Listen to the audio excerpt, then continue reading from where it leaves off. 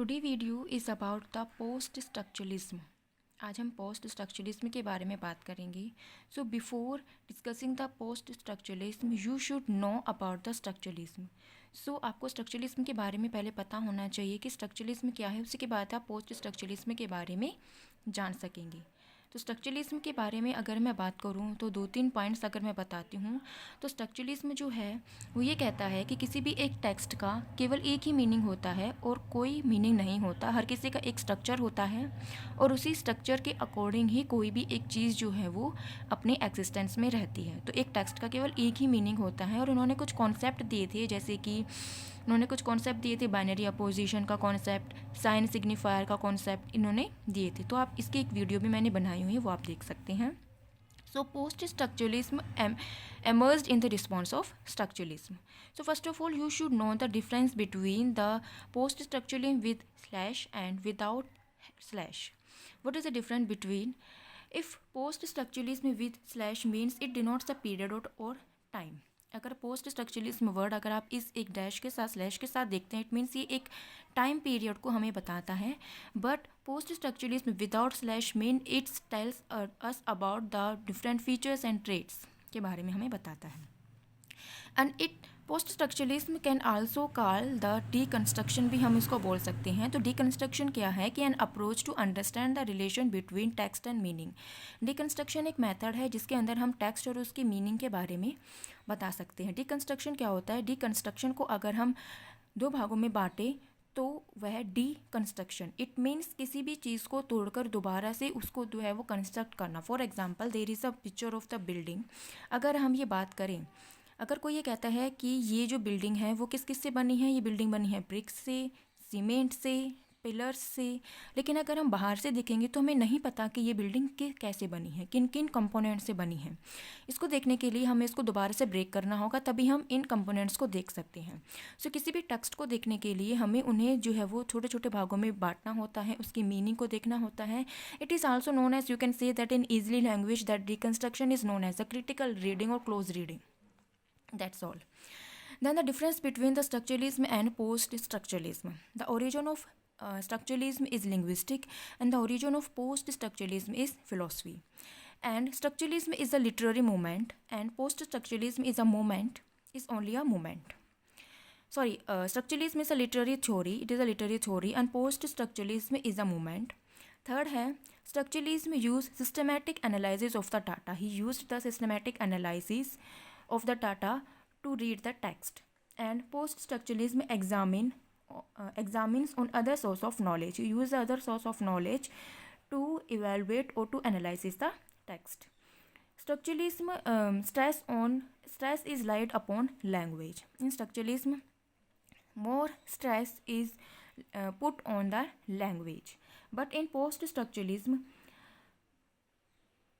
Post structuralism के अंदर क्या होता है, लैंग्वेज पर इतना जोर नहीं दिया जाता। In structuralism core and central meaning is important. It means a text has only a one core meaning, but according to post structuralism the meaning of a text is not fixed and it's consistently keep shifting or sliding.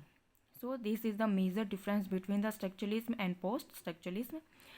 So let's take an example उसको और अच्छे तरीके से समझने के लिए। Example, suppose there is a poem and some lines are written. Structuralism said that poetry is a structure and lines are units which has only one central meaning. Suppose there is a poem and the poem has some lines. Then according to structuralism said that poetry is like a structure and lines are the units. So it has only one univocal meaning. But post-structuralism said that poetry does not have only one meaning, there has so many meaning. It has so many meanings. So this is a major difference. Structuralism said that only one meaning and post-structuralism said that there is more than one meaning or meaning keep shifting. For example, there is a word red. Suppose there is a word red in a poem, red in the poem, then red word has many meanings. Post-structuralism said that the word red not only have one meaning, red has so many meaning, like red means love, red means rose, red means danger. So everything constantly change like our heartbeat. If you see that our heartbeats constantly change or the sound constantly change. Similarly, the meaning of a word constantly change. So post-structuralism said that nothing is fixed. According to structuralist, language is system of sign.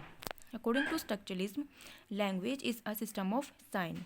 So many sign composed and language. So many signs are used for the composition of language. Post-structuralism concept is given by the Jacques Derrida in his work Structure, Sign and Play in the Discourse of Human Science. It is a lecture presented at Johns Hopkins University in 1966 by Jacques Derrida and इसी से ही post structuralism develop हुआ था. Next है you know that sign है two component. First is signifier and the second is signified. What is signifier? Signifier is the word or the sound, and signified is a mental concept developed in a particular person. For example, there is a picture of an apple. So signifier is the word apple, but signified means the mental concept developed in the person is known as a signified. But according to post-structuralist, there is nothing called absolute signifier. Every signifier leads us to a new signifier. So according to post-structuralist, there is nothing like absolute signified. उनके अनुसार कोई भी एक absolute signified नहीं होता. Every signifier leads us to a new signifier. हर एक signifier एक नए signifier की तरफ लेके जाता है. For example, अगर हम बात करें कि लॉयन की, अगर एक साइन है लॉयन का एक साइन जो है वो दिखाया जाता है, तो एक वर्ड हमारे दिमाग, एक वर्ड है उससे रिलेटेड, उस पिक्चर से रिलेटेड, उस सिंबल से रिलेटेड, जो कि है लॉयन. ठीक है, अब वो लॉयन जो है वो सिग्निफायर हो गया, लेकिन ज़रूरी नहीं है कि जो सिग्निफाइड है या फिर जो मेंटल कॉन्सेप्ट हमारे दिमाग में बने उस लॉयन को लेके वह केवल लॉयन की ही बने. हो सकता है कि वह किंग की बन सकती है, वह क्राउन की बन सकती है, या फिर किसी नेशन जैसे यूनाइटेड स्टेट की बन सकती है. तो हर एक सिग्निफायर जो है वो एक नए सिग्निफायर को जन्म देता है. जैसे कि जो सिग्निफायर है लॉयन एक सिग्निफायर है क्योंकि इट इज़ अ वर्ड. तो लॉयन ज़रूरी नहीं है कि लॉयन का मतलब वही चीज़ हो जो सिंबल में दिखाया गया है. लॉयन जो एक वर्ड है, जो सिग्निफायर है, वो किंग भी हो सकता है, वो क्राउन भी हो सकता है, और वो नेशन भी हो सकता है. तो पोस्ट स्ट्रक्चरलिज्म में कहते हैं कि signifier leads to a new signifier and there is no fixed signified. Second जो कॉन्सेप्ट है वो है logocentrism. What is logocentrism? According to logocentrism there is no central और फिक्स्ड मीनिंग. मतलब कि कोई सेंट्रल और फिक्स्ड मीनिंग जो है वो नहीं होता. सिग्निफाइड का कोई जो है वो कोई फिक्स्ड सिग्निफाइड नहीं होता, कोई फिक्स्ड मीनिंग नहीं होता, मीनिंग चेंज होते रहते हैं. एक तो और कॉन्सेप्ट जो कि पोस्ट स्ट्रक्चरलिज्म में बहुत ही फेमस है वो है डिफरेंस और डिफरेंस का मतलब होता है अलग, लेकिन इसके अंदर जो आप स्पेलिंग देखेंगे वो है DIFFERA. ए का इस्तेमाल यहाँ पे किया गया है. So you can pronounce it like difference. It is compose of two words, differ and different. What is differ? Differ means alike, मतलब एक जैसे, और different means continuation, in continuation. For example, there is a 3 word cat, pat and hat.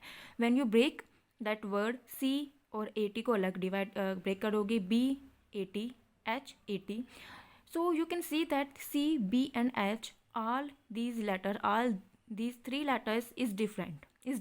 This is called differ क्योंकि वो अलग अलग हैं. And at they are in continuation, so it is called differ. So differ means alike, अलग, and differ means in continuation. The second concept is binary opposition. Post-structuralists oppose the concept of binary opposition of structuralism. What is the binary opposition? The concept of binary opposition is the meaning of a particular word is known by its opposite. कि किसी भी word का एक particular meaning जो होता है वो उसकी अपोजिट से ही निकल कर आता है. For example, what is the meaning of darkness? Meaning of darkness is the absence of light. So the meaning of the darkness is, जो मीनिंग है डार्कनेस का वो किस तरीके से पता चला हमें? एक उसके अपोजिट के बारे में बात करके. Similarly, if we talk about what is the meaning of good, the meaning of good is which is not bad. So the opposite of the good जो है, अपोजिट जो है वो गुड का, वही जो है गुड को एक्सप्लेन कर रहा है या फिर उसको मीनिंग दे रहा है.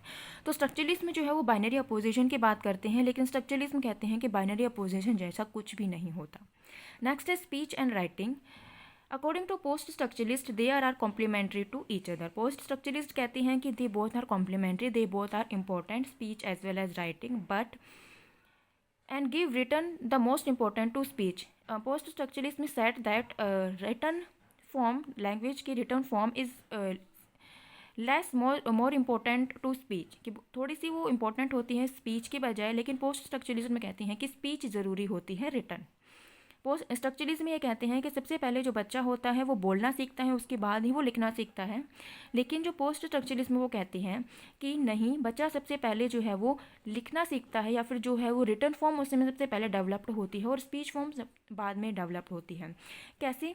क्योंकि अगर हम कहें कि वो कोई भी वर्ड अगर बोलता है, कैट वो बोलता है, तो सबसे पहले वो कैट जो होती है, उस कैट की जो इमेज होती है वो बच्चे के माइंड में पहले आती है और उसके बाद ही रिटर्न फॉर्म में वो उसके माइंड में आती है, तभी वो उसको प्रोनाउंस कर पाता है। So that why post structuralism give return form more important to speech. And these are some major post-structuralists and their work. First is Jacques Derrida.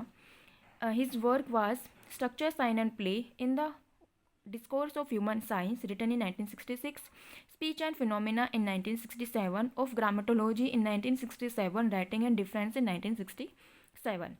Second, Donald Bathurst, The Death of Author 1968, The Pleasure of Text 1973. Michael Foucault, What is an Author 1969, The Birth of the Clinic 1963. Jacques Lacan, of Feminism, Sexuality 1994, Ethics 1966. Julia Kristeva, a Bulgarian थी, French philosopher. She is also an important post-structuralist.